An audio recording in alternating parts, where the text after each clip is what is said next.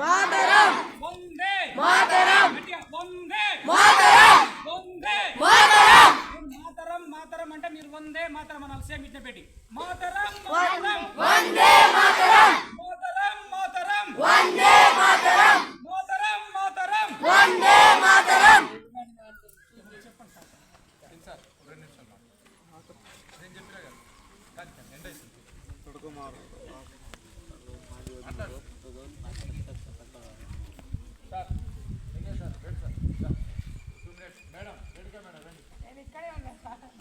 మాట్లాడండి. ఇప్పుడు ఇక్కడ మనం జరుపుకున్న కార్యక్రమాన్ని ఇంటికి పోయి కూడా చెప్పాలి. మనందరం అమ్మ నాన్న పని చేసుకొని వస్తాం కదా, పని చేసినాక అందరం కూర్చొని అన్నం తింటాం కదా, మా బళ్ళ ఏం చేసినామంటే ఇట్లా చేసినామని చెప్పాలి. వందే మాతరం ఆ రాసిన కవి పేరు చెప్పాలి. మన పుస్తకంలోనే ఉంది.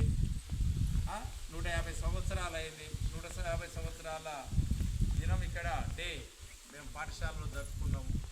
ఆ వందే మాతరం దాంట్లో మనకు ఆ వందే మాతరం ఎట్లా ఉందో దానికి తెలుగులో కూడా అర్థం ఉంటుంది పుస్తకంలో, కానీ మనం చదువుతలేము. చదివిన తెలుస్తుంది.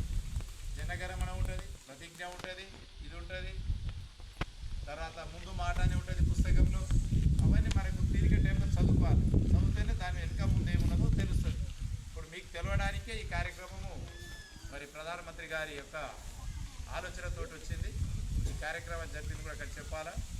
మరి మనమందరం కలుసుకొని ఇక్కడ చేసుకున్నందుకు సహకరించిన ప్రైమరీ స్కూల్ హెడ్ మాస్టర్కు, ఐసీడీఎస్ సూపర్వైజర్ రేణుకా మేడంకు, ఉపాధ్యాయ బృందానికి, విద్యార్థులందరికీ కూడా వందే మాతరం 150 సంవత్సరాల శుభాకాంక్షలు తెలియజేస్తూ